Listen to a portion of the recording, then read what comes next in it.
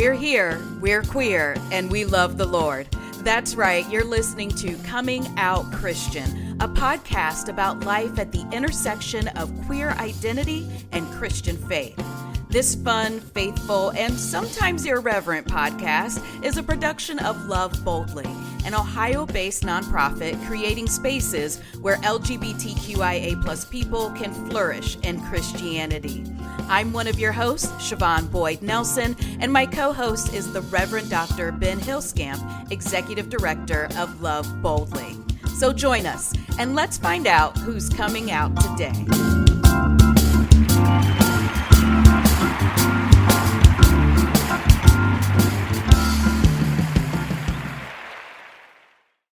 Hello and welcome. I am Siobhan Nelson. I use she, her pronouns, and I am joined by my co-host. Hey, I'm the Reverend Dr. Ben Hillscamp. I use he, they pronouns, and I'm the Executive Director here at Love Boldly. All right, Ben, this is our second or third episode. We're right here, and this is our first episode with a guest, our first episode we are recording with a guest. So I don't know about you, but I am super excited to get into today's conversation because I don't know how we got this guest, right? It's kind of an amazing slam dunk when you talk about getting your first guest for your brand new podcast. But before we jump into that, Ben, you sent me a text this week, and it got me thinking. It got me thinking about the title of this podcast and what we mean when we say coming out Christian. So, Ben, what was that article that you sent me? So it was an article about a new Disney character in a show that was already primed to have a out trans character. And I can't remember if the show already had a trans character and that character is kind of being edited out, or if it was just planned that the show was going to have a out trans character. But in light of of the political moment, perhaps in here in the U.S., that show decided to kind of cancel the trans character and instead to write in a character who this article defined as being an out Christian. I'm making air quotes here, an out Christian. Someone co-opting the words we typically would use to talk about an out queer person. And for me, I just sent the article because I was thinking, this sounds like what we're talking about being, coming out Christian. I just kind of like the juxtaposition. You, in fact, read the whole article, though, and I think picked up on a lot more that perhaps I was not immediately aware of. Yeah, it's kind of this co-opting of marginalized identities, this idea that in American society in the 21st century, that there's a closet, that Christians are somehow closeted or silenced or have no voice or power in our society. And therefore being out is somehow taking a risk, that Disney, in fact, is somehow taking a risk with this character.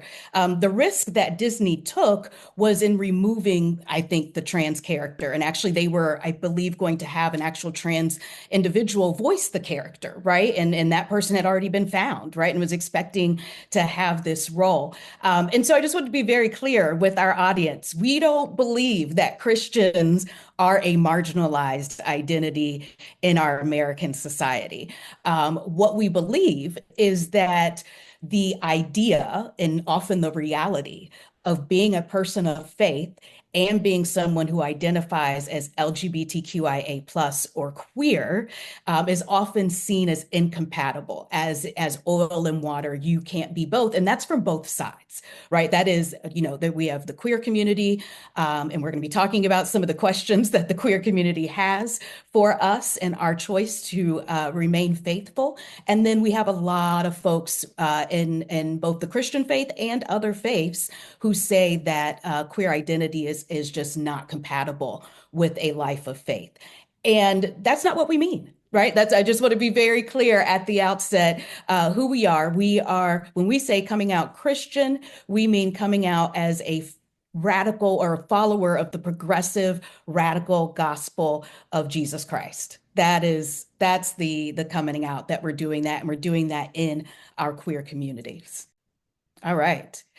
So let's jump into some of those questions that we seem to get from our queer community when we come out as Christian in those spaces. And I'm going to guess that our guest has had that experience once or twice in his life. But first, we got to give this guest a proper introduction. C. Raphael Davis-Williams, who I count as a dear friend and colleague, is the ACLU of Ohio Director of Equity, People, Inclusion, and Culture. But please don't think that that's all Raphael has done. He has worn so many different hats across a variety of careers, but is always been advocating to improve the lives of marginalized folks. So, in addition, or before working for the ACLU of Ohio, he was a plaintiff civil rights attorney. He was a graduate of Sam Houston State University in Huntsville, Texas. He is also a graduate of The Ohio State University Moritz College of Law and has his JD. He was a television news reporter for 14 years, my dream job, and you did it. I love it. And as a wonderful member, I know is always serving through Alpha Phi Alpha Fraternity Incorporated and has served on the boards of Kaleidoscope Youth Center and Black Out and Proud. I could go on for hours about the work that this man has done in this community and the love that he has for this community, but let's get to him. Raphael, welcome. Thank you so much, Siobhan. You are far too kind, but I really do appreciate you and Ben inviting me. And I'm excited about the conversation. Thank you very much. So, Raphael, we know that you're a person of faith. Um, we were talking about it a little bit before we started recording today. I wonder if you could kind of start a conversation off about giving us a little bit of of that background, talking to us a little bit about that background, perhaps how that background has woven into your work, to your life, both in and beyond the church. Sure.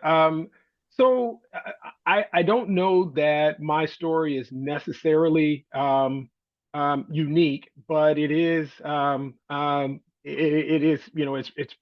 think it happens fairly often. I was born as Siobhan mentioned, I was born in Texas. I'm born in proud native Houstonian, and but an absolute product of the South. And as anyone knows, it's not even a stereotype. It's just true that Black people in the South and church are synonymous. That just is the way things are. And Steve Harvey has a skit that he often, or it's been a long time, but he used to do, where he talks about going to church every day. That was my life growing up, as early as I can remember. I was baptized when I was 5 years old. I distinctly remember my baptism, and but we did it every. It was Monday night was youth usher board. Tuesday night was youth choir. Wednesday night was all prayer service. Thursday night was choir rehearsal. Friday night was something else, and Saturday was Royal Ambassadors, and then Sunday was church three times, usually Sunday school service and 3 o'clock afternoon, and sometimes even a 6 or 7 o'clock service. And that was the begin. I mean, that's how I lived my life for the first probably 12, 13 years of my life. I didn't know any different. And everyone who I knew, that's how we were raised. All my friends, even though I was bused to a school outside of my neighborhood, everyone who I, was familiar with, that's how we were raised. And so that's where my faith began. And that's where I first got my real understanding. And I really do appreciate that. Sitting in Sunday school, every summer we did vacation Bible school. And so that's where I began to understand what being a follower of Jesus Christ meant. That's where I began to understand what faith meant. And that's where the foundation for me began. And so at the same time, I also, as early as I can remember, probably even before I was baptized, my earliest memories at 4 or 5 years old, I couldn't put the term queer or gay on it, but I knew I was not like everybody else. I remember conversations about And even as early as kindergarten, first grade, because of society, you are put in the position to, we have a heteronormative society, and so there's always girlfriend, boyfriend. And I just remember someone saying to me, because went to predominantly white schools, and the other, which was always only one or two other black girls there, they were automatically, one of them was my girlfriend. And I just remember thinking, I don't want, that girl. I want Lamar with the good hair and Yes, yes. that's who I was. But it also was very clear, because with all of that churching, I was hearing very frequently, you are going to burn in hell if you lie with a man, and those things. And even though you couldn't really, as a child, you don't really put those things together. As I got older, reached into my teens and early 20s, you start really understanding exactly what that meant. I'm also a kid of the 80s, and my mother was a nurse, and so I came up in the age of the AIDS epidemic, watching people who we knew. My pastor, who I love dearly, died of AIDS, and no, even to this day, there's pushback on how he acquired it. It was very clear at the time what was going on, because of this exact subject that we're talking about, the inability to be an authentic person of who you are. I did not. I no more chose to be gay than I chose to be black, or I chose to be male. I didn't. I didn't have that. And so when you say to me, you have to choose between your faith that you have acquired and the person who you are, it took some time, but at some point I was like, I'm not doing it. I'm not going to pretend. And I did. I feel like I didn't come out until I was 27. And I feel like it was the biggest lie I ever told. And the only thing I really still have guilt about, because I should have come out earlier. I should have come out sooner. But I knew if I had, it would have caused it already, even at 27, it ripped my family apart. And it took years and decades for us to come back together again. But I also knew, because of societal pressure, if I did that, that was what's going to happen. So that tension, um, which is artificial, I believe, because as I understand the gospel of Jesus Christ, as I understand Jesus Christ as my Lord and Savior, he hung out with the very people who we now are pushing against: the immigrants, the poor people, the sexually immoral people. All of those are the people who he said, I see value in you. And because I see value in you, my father sees value in you too. And that's what matters. And that's that's the attitude that I adopt. Raphael, I want to go back to something that you said, and you said that you felt like you had to make a decision between who you were and who you just were intrinsically, and a faith you had acquired.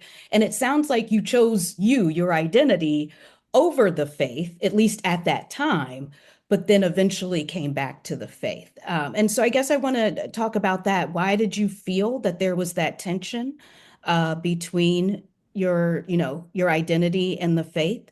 And then what did it look like for you to walk away from the faith, or at least choose your identity over the faith, especially with the type of family that you had that was so steeped in the church? There had to be, or it seems to me like there might have been some tension even with that decision. Oh wow, it was I went for more than 10 years, almost 12 years. Half my family didn't speak to me, not a word to me, after I came out. And the decision, so part of it is, for me, who I am in trying. I was trying to figure it out, and I didn't, because I couldn't just make that decision. It took me doing a lot of self reflection and internal kind of thinking, trying to figure it out. I probably, like millions of other queer people, prayed more times than not. I can't tell you, just fix me. What really, and I can't tell you exactly when it was, but I remember hearing the scripture As a man thinketh, so he is. At what you think, that's where you are. And I remember being in church, seeing hot guys, in my opinion, walk by, thinking, "Wow, that's a hot guy." Not thinking that it was, that was a problem to be in church, but just thinking, I know my friends, the people, my peers, they're thinking, "Oh, those are hot girls," and they're thinking those are the ones that they want to be with. And I'm like, how can I do so? Why can't I just be like them?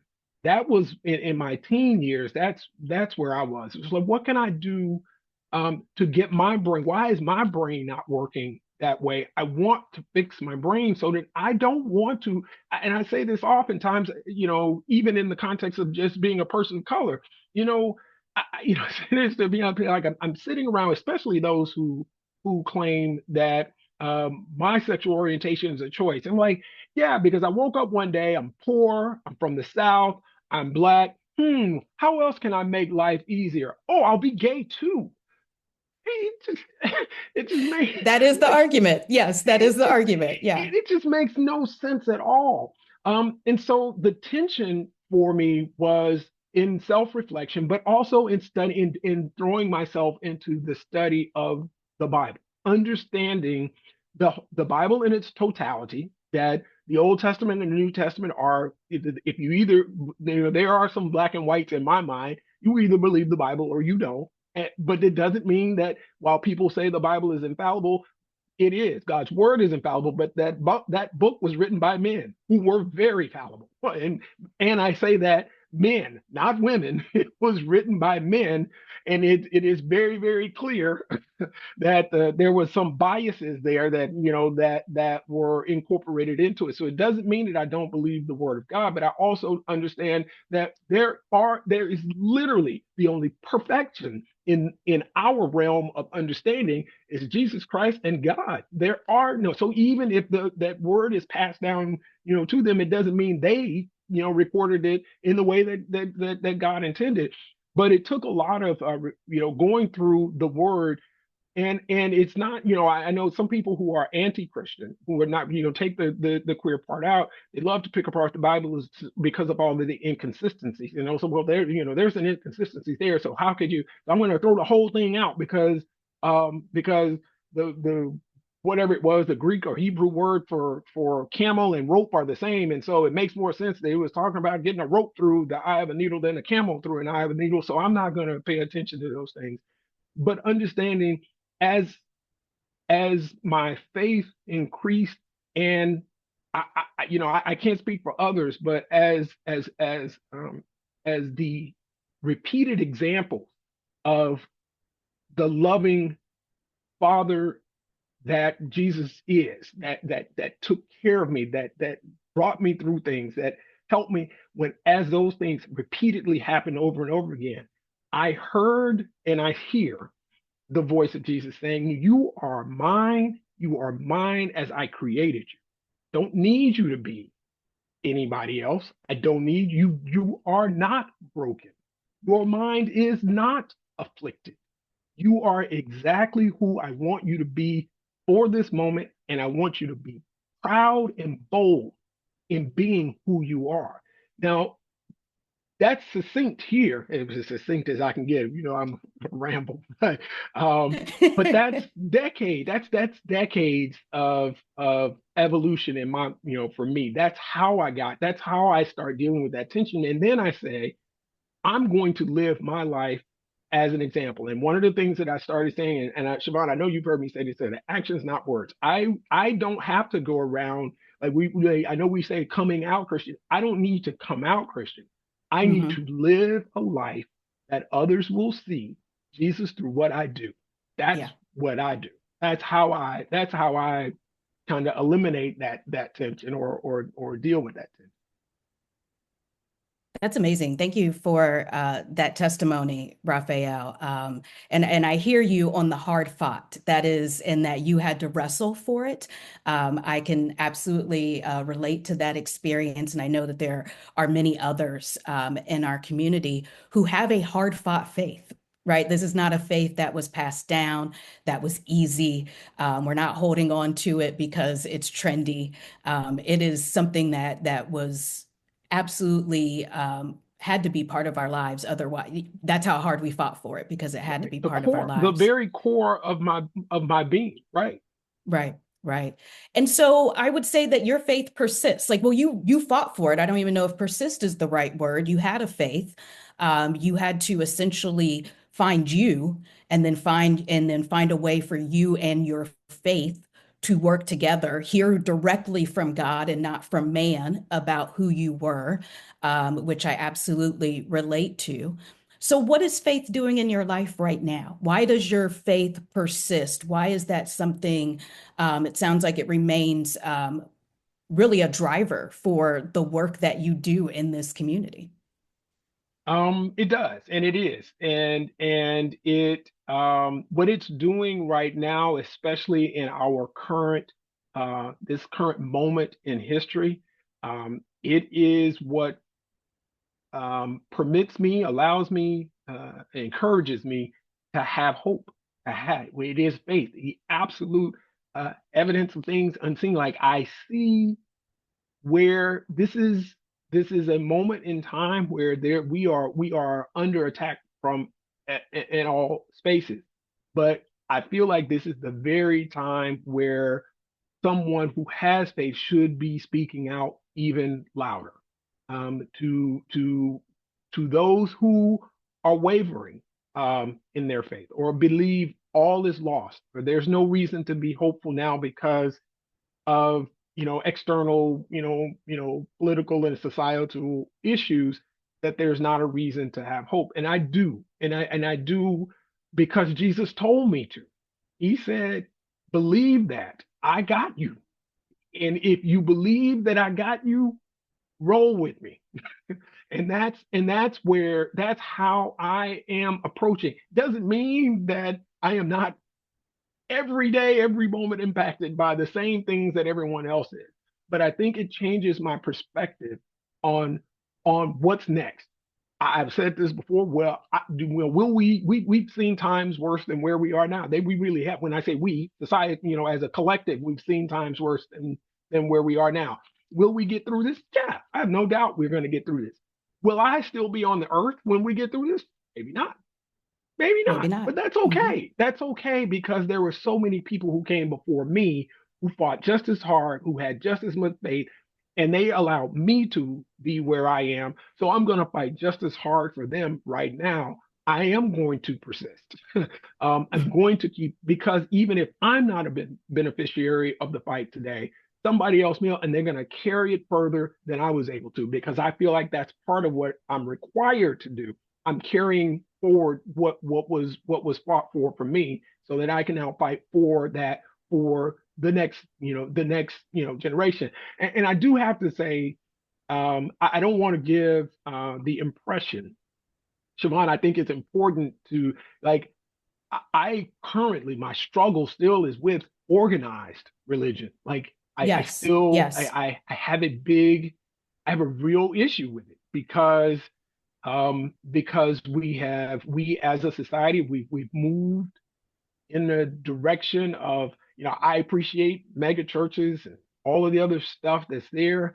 Um, but organized religion, in my opinion, it's hard for me. I've been burned a couple of times, and I know, Multiple times. Yes. yeah, and um,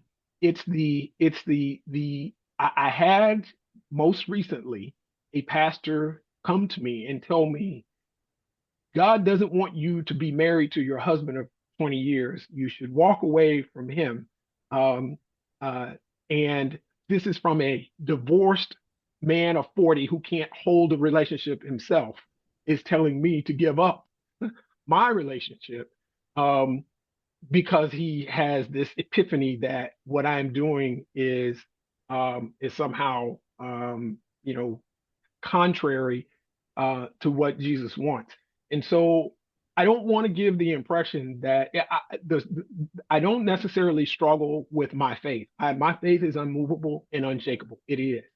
But I Yeah. do struggle with the way it presents in the current society, and the Absolutely. things that because you have so much focus on but that same pastor I told you about that when I was a kid used to, one of his favorite things was say we have a habit of majoring in the minors and minoring in the majors, and I never understood that when I was a kid, but I so get it now. I so Yeah. get it now. We focus on these little minutia ridiculous things, and we miss the bigger picture. We miss the bigger picture that Jesus wants us to love others as he loved us. Like that's Yes. it. Like that's what we do. Many years ago, I changed. I don't know if it's right or Ben may be able to help this, but I changed my prayer. I stopped praying. I stopped praying for stuff, whatever. My prayer in everything that I do, when I pray over my food, when my prayer is, let me show others who you are, what I say and what I do. That's my prayer because I Hmm. believe if I do that, if I am showing others the love of Jesus Christ through everything that I do, and I fall short too. I don't want to give Yeah. any impression that there's any perfection or anything like that, or that I don't want to, punch some people in the throat sometime, or there's a whole Yeah. It lot gets that to the goes best there. of us. Yeah. Yeah, Yeah. but if my goal, if my earnest goal from my heart is to do what Jesus would do in every situation, and I'm not able to do that, then I'm showing others what it is to have the love of Christ in my life. That's amazing. I think you'd agree with that, Ben, right? That's an okay prayer from your Oh, perspective, Reverend totally. Doctor. Everything can be a good prayer. Okay. Okay. Yep. I Well, love that. okay, maybe not everything, but a lot of Yeah. things can be a good prayer. Yes, absolutely. Absolutely. Well, Raphael, you have told us an amazing testimony. I'm always inspired to hear your story. I do miss when we served on the board of a church together, believe it or not, until our pastor kicked us out and decided that we shouldn't be gay anymore.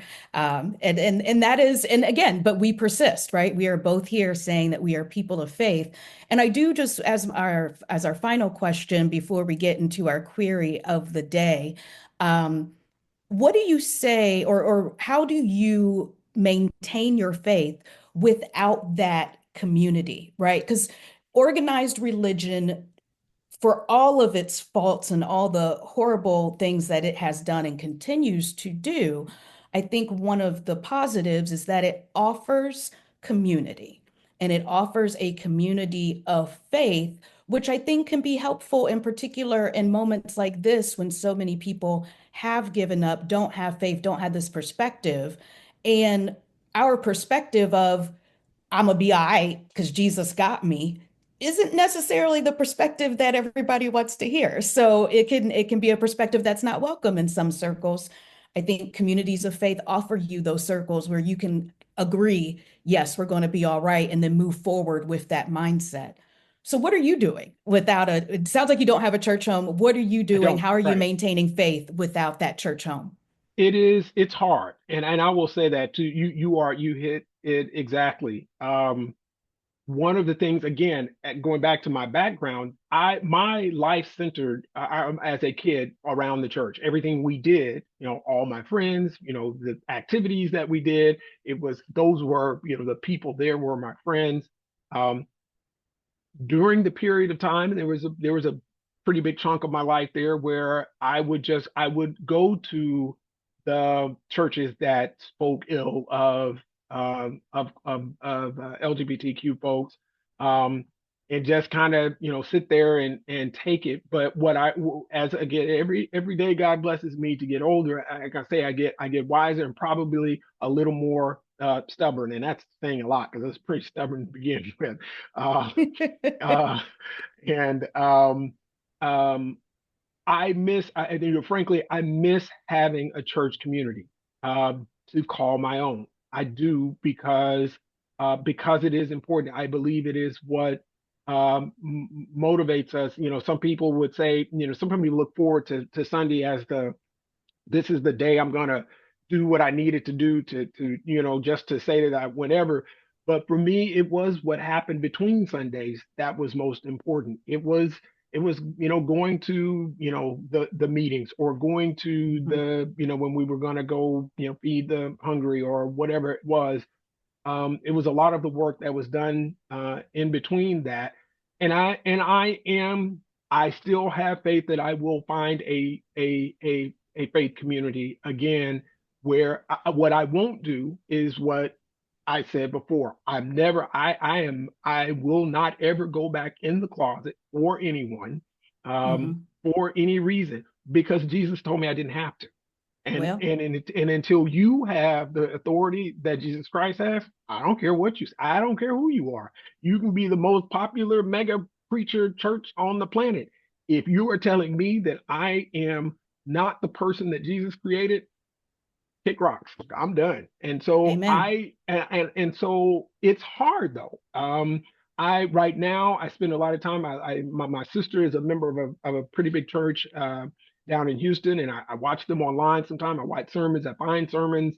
And it's not about cherry picking just, something, to make it easier for me to, to send, because that's not, again, if you're a mature Christian, and I don't mean that pejoratively, I'm just saying, if you understand, a lot of the stuff, I know where I fall short. I know for a fact where I fall short.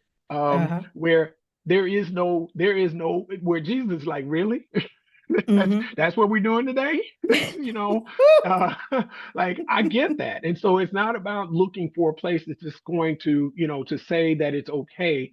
And it's so I don't know right now, but like I said, the thing that I know for a fact is where my faith lies, and that if I continue to be the person who I am, who I believe the good Lord has created me to be, that community will come. And there are so many others who are in the same, kind of in the same space.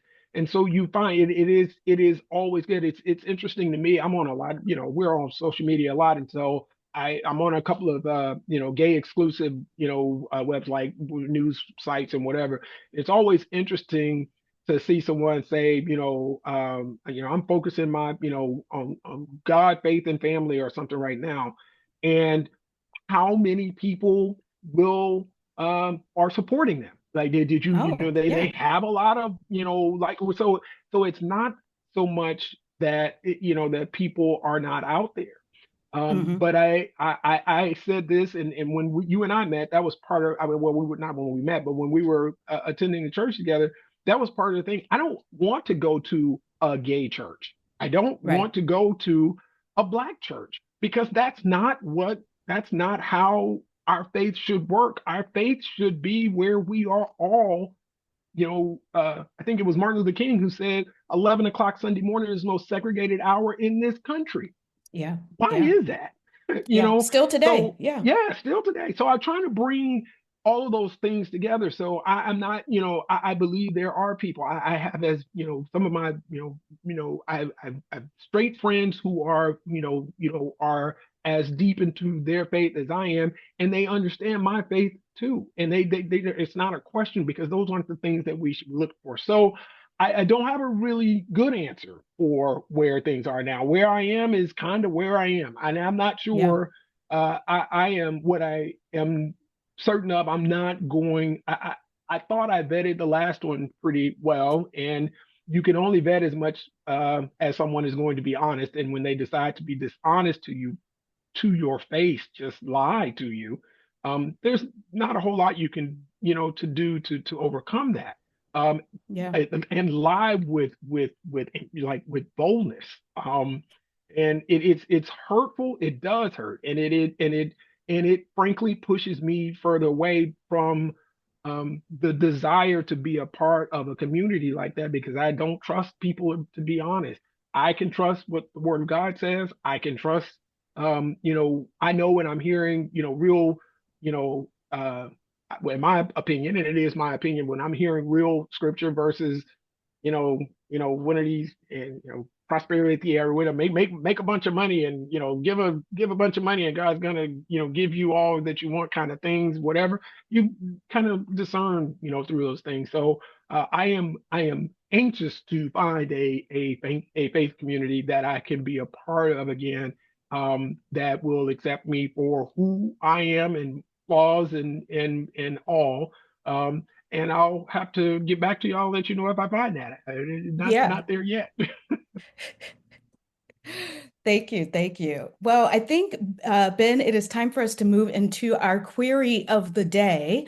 I'm going to go to you to answer first, Ben, so that we give Raphael a little bit of time to think here. Our query of the day is, since our theme is we persist, what is one aspect of your childhood or early faith that persists today? Is there some, ritual, some piece of your childhood faith that that is carried with you through your reconstruction and discernment processes? Sure. There definitely is, and it's hard for me to put my hand on exactly one piece of that. Siobhan, as you know, I grew up Roman Catholic, um, and there are prayers that we were taught to memorize that I will never, ever, except for maybe dementia, I will not be able to forget those prayers. Um, and even then, I probably won't. Um, but those also don't form much of the core of my spirituality anymore. So I think what really has persisted, though perhaps not in the same form as I learned them as a Catholic kid and through Catholic education, is really music. Music was incredibly important to me, not so much to my family, but to me personally. Um, and I know that's a narrative that is also somewhat common for particularly for gay men, but for queer folks in general. Um, but I was involved in choirs growing up. I was involved in choirs in college. Um, Again, there are some songs from my Catholic upbringing that I still connect with. There are others I don't. There are a lot of different ways that I connect with music, and I participate in music in church settings that, again, as Siobhan and I, we've talked about certain music being not so allowed in my home Catholic church. Um, but No music allowed, Ben. well, no, Or no music was clapping. allowed. Music was allowed, Not the just kind you clap to. not the Okay. kind you clap to. Right. Um, No and tambourines, Ben. No tambourines. no tambourines, no. No guitars, just an organ or a piano and some real good old-fashioned white Catholic music.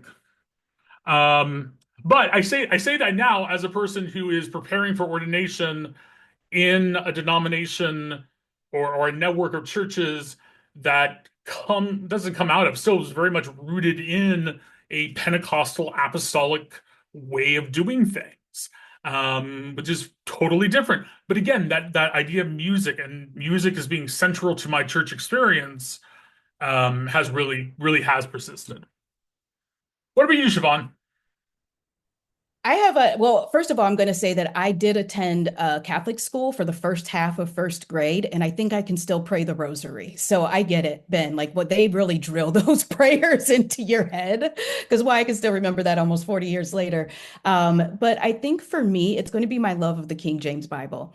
And just the ability to just roll a Bible verse in a situation or reference, using the Bible as a reference and a resource. I grew up in a parochial school. Every year for 12 years, I had Bible class. And each week in Bible class, you memorized a verse or a passage, a set of verses. And so I've memorized a lot of the Bible over those 12 years. And the idea of it was so that I could recall these verses in moments of need. I'm not going to say too many positive things about the school I grew up in on this podcast. I am going to say that one hit the mark though. Maybe my love of the King James version of verses is a little bit weird with all my these and thous. But that is, my ability to just roll a Bible verse and just pull the Bible verse and lean on the Bible in various moments, I think is definitely has persisted. Raphael? So I think I'm gonna roll in both of some of both of what you said. Ben I love gospel music. Um, and when I mean current version, modern day gospel music, all the way back, at least for me, back to the James Cleveland and Aretha Franklin days, like those, like I love gospel music. And I relate to the world through music, not just through my Christian faith, but also I find meaning in secular songs as well. Yeah. There's a definite soundtrack to my to my life. And so I really do appreciate it. And that's kind of going back just a hair back to our last question. That's also one of my struggles with finding a church home because I have a lot of requirements. Like I have a lot of stuff that I need. Say that, Raphael. I've Yes. been to some places where we do some songs and I get meaning through those songs, but man, if we're not clapping, if you haven't broken a sweat by the time the song ends, Say it. Say it, it Raphael. may not Yes. be. And Yes. I think you need a little bit more of that. But that's it. But I really think when you first posed the query, I think for me it is approaching everything with an attitude of gratitude. And I don't care where I am, even though my family has it breaks away from them and my immediate family. I still bless my food before I eat it because I am really truly grateful that I have this food because I know this isn't about there's some starving kid in Africa. There's a starving kid probably on my street, That's probably right. two or Yeah. three houses away from me, who's not having the blessing that I have. And so I that has always it was one of the things that as a kid, my family, we always blessed the food before we started eating. And it's weird to me. I understand people stop or don't or whatever, but I will always think I ate it in me. I'm going to say thank you for this food before I take it in. And so I think that's probably one of the things that persists. Amazing. Thank you. Thank you, Raphael. And yes, the music, it's so hard. It's so hard to find great work up a sweat music and a welcoming environment for the queer community. Those two things in a single church environment. All right, Reverend Dr. Ben, I believe it is time for our moment in queer Christian history. What do you have for us today? So I wanted to come a little bit closer to the present from our first episode where I shared about pulling some of our queer characters from the Bible.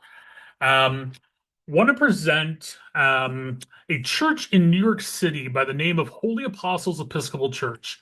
It was founded in 1844, but much closer to our present, it was the place where Tony Perry and his what became the Metropolitan Community Churches first met.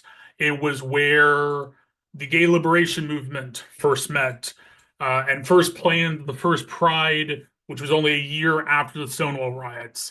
It is a place that continues to be extremely open to people of any and all identities and continues a very active ministry in New York City and in Manhattan to the point that they clear their main sanctuary during the week of pews of chairs and use it as both a shelter for some of New York's houseless as well as a very active daily soup kitchen. So just a place with a great history, but also with a very connected history to religious and non-religious queer folks and our movement for liberation. That's amazing, Ben. Thank you for sharing that. As a nonprofit girly, I love planning in a church basement. There is nothing like planning and starting something in a church basement. It is my go-to place. I love it.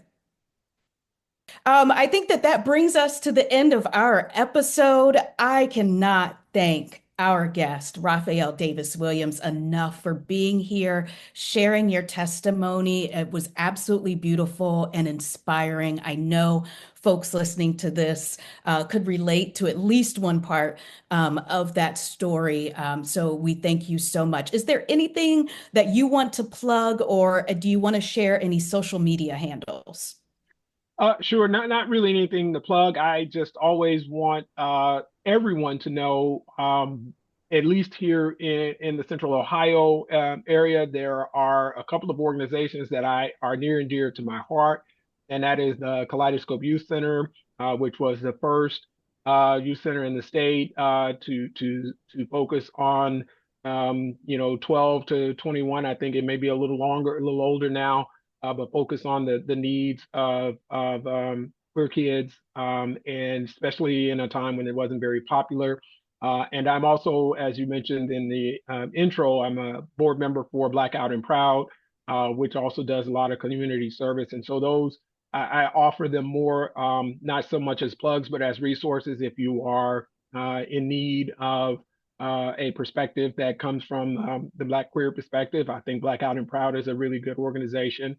Or if you or someone is a young person who's struggling with any aspect of their identity or of this, it's great to reach out to the Kaleidoscope Youth Center. I am on Facebook and Instagram with the handle RaphdDub, RAPHDDUB. It's my attempt to hide, but it doesn't really work because it helps everyone's there and everybody knows. Yeah. So feel free. You better say something who you are, because I don't just accept all say you heard me or something, because there are a lot of people have been sitting in the waiting room of acceptance for a bit. So please do say something so I'll know who you are. But I do love making friends. I'm outgoing, so I'd love to have extended conversation. And I just really cannot thank you and Ben enough for what you're doing with this podcast, and for what you're doing for the community. I think it will make a huge difference. So thank you. Amazing. Thank you so much. All right, Ben, I think we have another one wrapped up, ready to go. Thank you so much to everyone for listening. Please stay tuned for our next episode. And remember to follow Love Boldly on all socials and find out more about the work that we are doing at the intersection of faith and queer identity at loveboldly.net. See you next time.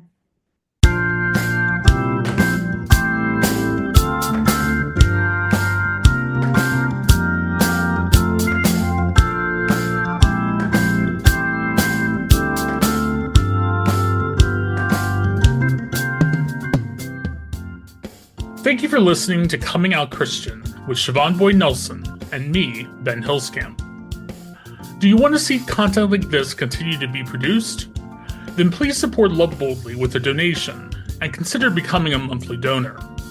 You can donate online at www.loveboldly.net/donate. Join us next time as we continue to engage with people who proudly say that we're here, we're queer, and we love the Lord. And we're not going anywhere.